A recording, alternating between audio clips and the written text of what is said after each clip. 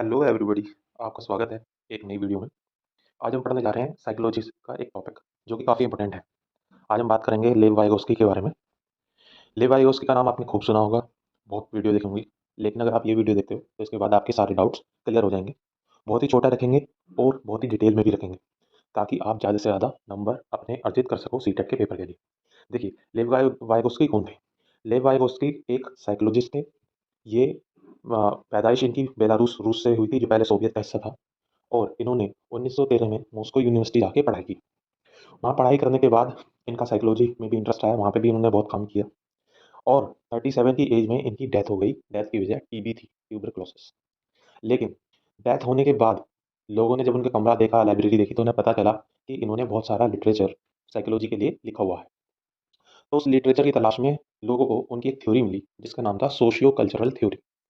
अब ये socio cultural theory क्या थी, महत्वपूर्ण क्यों है, इसके बारे में हम डिटेल से चर्चा करेंगे, और ये सीटेट के लिए भी बहुत इंपॉर्टेंट है। सोशियो कल्चरल थ्योरी का मतलब क्या है? इन्होंने इस थ्योरी में ये बताया कि मनुष्य का जो मस्तिष्क है, जो माइंड है, उसका जो कोग्निटिव डेवलपमेंट है, वो सोशियो कल्चरल एस्पेक्ट के माध्यम से ही होता है। या उन्होंने ये कहा कि मनुष्य के माइंड पे उसकी सोसाइटी, कल्चर और उसकी लैंग्वेज का बहुत ही ज़्यादा इम्पैक्ट पड़ता है। जैसे सोसाइटी का या सोशल इंटरेक्शन का फ़र्क कैसे पड़ता है, ये समझिए। अगर कोई बच्चा पंडित जी के घर पैदा हुआ, तो उसे पूजा अर्चना करनी शुरुआत से आ गई। कोई हिंदू फैमिली में हुआ, उसे पूजा करना आ गया। और मुस्लिम फैमिली में ब्रोटअप हुआ, तो उसने अपनी सराउंडिंग से ये सीखा कि सुबह-सुबह नमाज़ करनी है, दिन में 5 बार नमाज़ करनी है, किस तरह से प्रेयर पोज़ीशन करनी है, ठीक है। कोई क्रिश्चियन फैमिली में हुआ, तो उसने प्रेयर करने का तरीका सीखा। तो ये हुआ सोशल इंटरेक्शन या सोसाइटी से सीखा हुआ।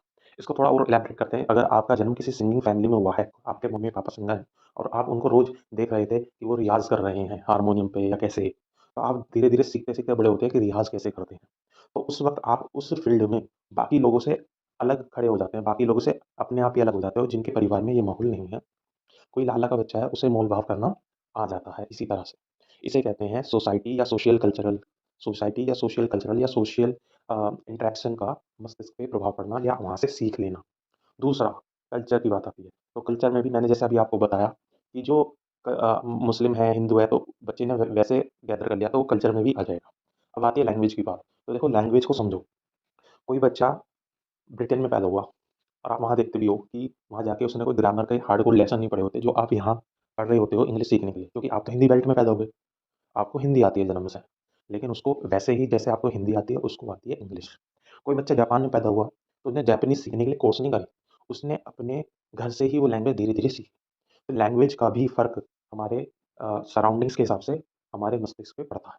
ठीक है जी? तो यानी बच्चा जो है, सोशियो कल्चरल थ्योरी में 3 चीज़ें बहुत मेन हैं, सोशल इंटरेक्शन और सोसाइटी, दूसरा कल्चर, तीसरा लैंग्वेज। ये तीनों चीज़ें बच्चों के मस्तिष्क पे प्रभाव डालती हैं, बच्चा इनसे लर्निंग करता है। अब आती है लर्निंग की बात, तो लर्निंग 2 लेवल पे काम करती है, ये वाइगोस्की ने बोला। एक होता है सोसाइटी लेवल पे, एक होता है इंडिविजुअल लेवल पे। सोसाइटी लेवल पे मतलब जो मैंने अभी बताया कि सोशली इंटरैक्ट करके वो क्या सीखते हैं हम सोसाइटी से, उसे कहेंगे सोशल इंटरैक्शन और सोसाइटी के बेस पे लर्निंग। दूसरा होगा इंडिविजुअल लेवल। इंडिविजुअल लेवल मतलब कि हम अपने आप से इंटरैक्शन करते हुए क्या सीखते हैं, अपने खुद से क्या सीखते हैं। जैसे आपने देखा होगा, बचपन में आपको पज़ल्स मिल गई, मम्मी-पापा ने पज़ल का गेम दे दिया।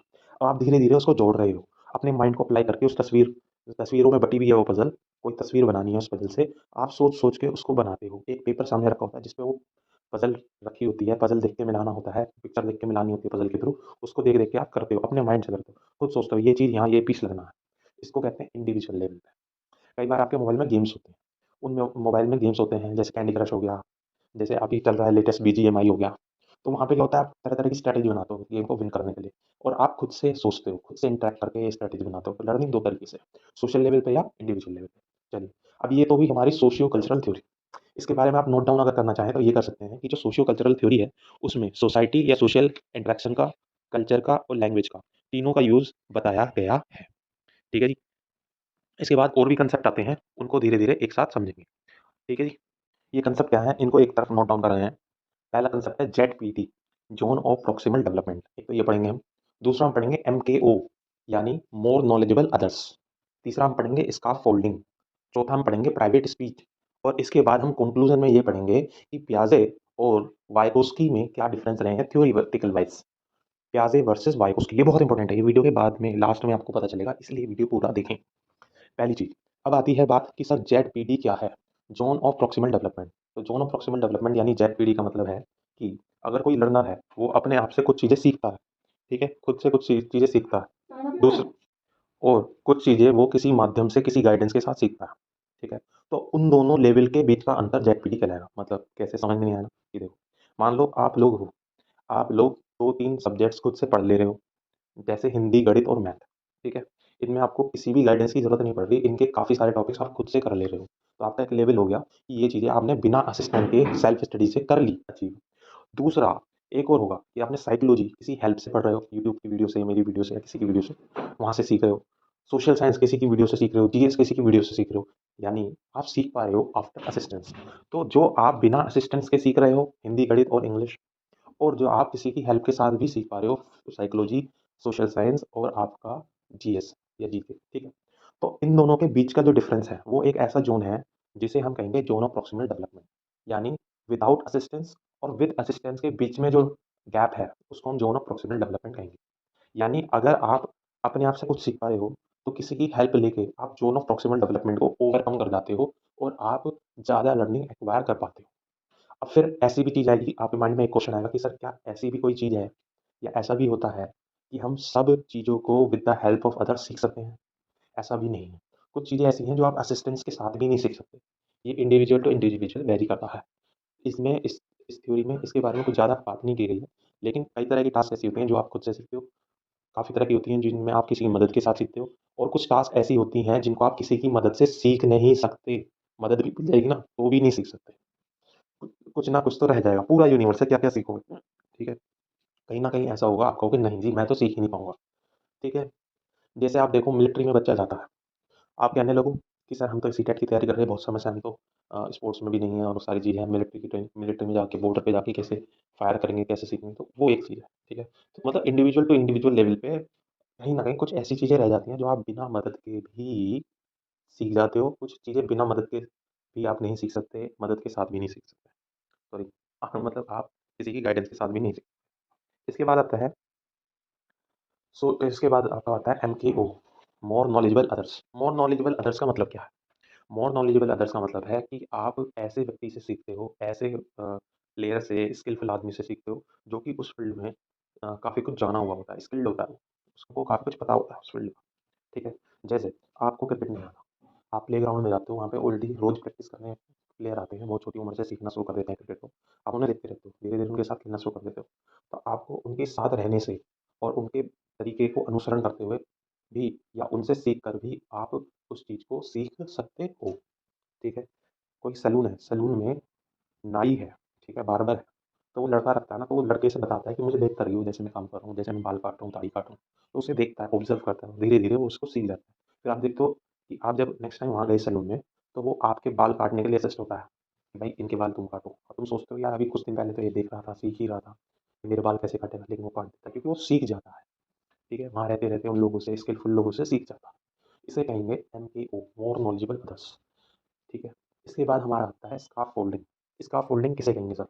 स्काफोल्डिंग का मतलब होता है कि आपके टीचर को एक चीज़ सिखानी है, कोई कंसेप्ट सिखाना है बड़ा। टीचर ने उस कंसेप्ट को 4 टुकड़ों में तोड़ दिया, छोटे-छोटे। उन्होंने नाम दे दिया 4 level, level 1, level 2, level 3, level 4। अब आपसे कहा कि देखो, हम आपको लेवल 1 सिखाएँगे, इसको सीख गए तो स्टार मिलेगा। आपने लेवल 1 को सीखा, आसान था थोड़ा, उसको सिखा दिया, आप में कॉन्फिडेंस आ गया, टीचर ने भी मदद करी। लेवल 2 पे जाके कुछ लेवल 1 की भी एक्सपीरियंस थी, कुछ अदर लेक्चर्स की भी एक्सपीरियंस थी, आपने लेवल 2 को भी सीख लिया, आपको दूसरा स्टार मिल गया। फिर आपने लेवल 3 पे आ गए, टीचर ने थोड़ी कम मदद करी आपकी यहाँ पे, क्योंकि आपको मदद की अब कम ज़रूरत है, क्योंकि आपके पास लेवल 1 और लेवल 2 दोनों का एक्सपीरियंस है, साथ में आप और भी चीज़ें पढ़ रहे हो। तो लेवल 3 को भी आप टैकल कर लेते हो। फिर आप आते हो लेवल 4 पे, तो वहाँ भी बहुत थोड़ी मदद में आप चीज़ें सीख जाते हो और आपको कॉन्फिडेंस आता है, यार मैंने मदद भी नहीं ली इतनी और मैं चारों लेवल पार कर गया। तो आप में कॉन्फिडेंस आ जाता है। और धीरे-धीरे जैसे ही आप लेवल 4 को पूरा कर लेते हो, टीचर एक सम रख देता है, जो कि लेवल 1, लेवल 2, लेवल 3 और लेवल 4 का एप्लीकेशन उस एक पर्टिकुलर सम में होता है। आप जब उसको माइंड लगा के वापस से सारी चीज़ सोचते हुए अप्लाई करते हो उस नॉलेज को, उस क्वेश्चन को हल कर लेते हो, तो आपको वो जो टास्क थी, जो टीचर को सिखानी थी, वो आप सीख जाते हो। क्योंकि वो टास्क वही थी, जिसको सिखाने के लिए टीचर ने 4 लेवल बनाए थे। चारों लेवल आपने सीख लिए, उनकी नॉलेज अप्लाई कर दी एक सम में, तो आप एक बड़ा सम कर पाए क्योंकि आपने उसके 4 टुकड़ों को सीख लिया। तो इसे कहेंगे स्काफोल्ड। कि बड़ा टास्क अचीव करना मुश्किल हो जाता है, बोरिंग हो जाता है, बच्चा गिव अप कर सकता है। उसको छोटे-छोटे टास्क में बढ़ाओ, ठीक है? ठीक है जी, समझ में आ गया? अब आगे आते हैं, या अगर किसी और एग्ज़ाम्पल चाहिए सुनो। आप जिम चाहते हो न्यू ईयर रेज़ोल्यूशन लेके कि सर मेरे को बॉडी बनानी है ऋतिक की तरह। अब जिम वाला आपसे ये नहीं कहेगा कि कल को ही बन जाएगी। आप कहने लगो 1 लाख ले ले लेकिन कल को ही बना दे। वो कहेगा 1 करोड़ भी दे देगा ना, कल को नहीं बननी। इसलिए तो एक काम कर, तू हर हफ़्ते पूरे मेहनत से जिम लगा, महीनों तक लगा, सालों तक लगा, तब तेरी बॉडी बनेगी, ठीक है? आप कहोगे कैसे भाई? कोई एक एक्सरसाइज़ बता दे जिससे पूरी बॉडी की एक्सरसाइज़ हो जाए, वो कहेगा नहीं है ऐसी। तो होगा कैसे अचीव? वो आपसे ये कहेगा कि बेटा आज मंडे है, मंडे को ये लगा, बाइसेप लगा, ठीक है? फिर ट्यूसडे आ गया, ट्यूसडे को कोई पर्टिकुलर एक्सरसाइज, आप चेस्ट की लगा लो, फिर आप शोल्डर की लगा लो, फिर आप ट्राइसेप लगा लो, फिर आप बैक लगा लो।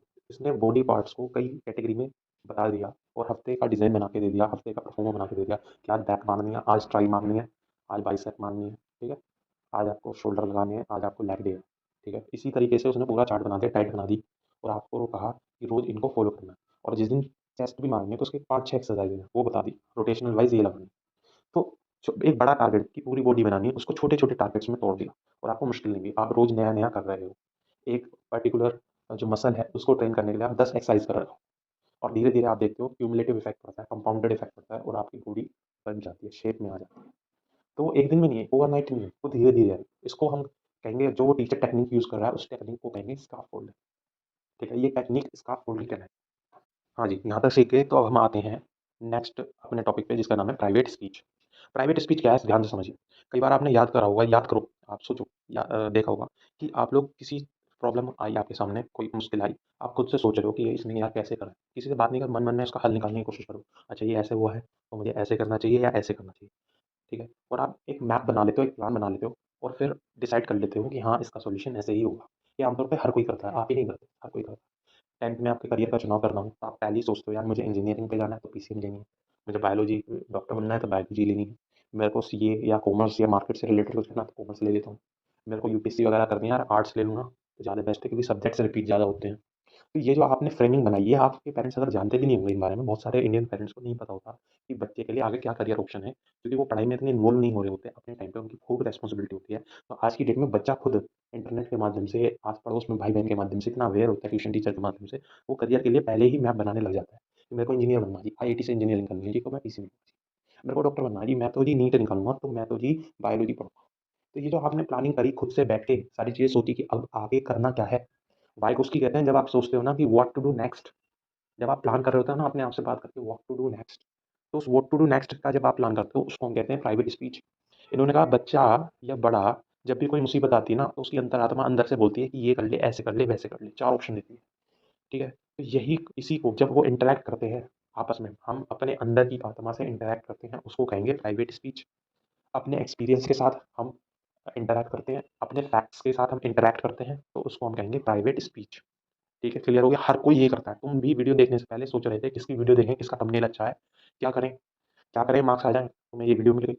आधे सोच रहे होंगे देखें ना देखें, तो ये प्राइवेट स्पीच कर रहे हो आप अपने आप से। इसे हम कहेंगे प्राइवेट स्पीच। माइगोस्की का कहना है कि प्राइवेट स्पीच लर्निंग में बहुत ज़्यादा इंपॉर्टेंट रोल अदा करती है।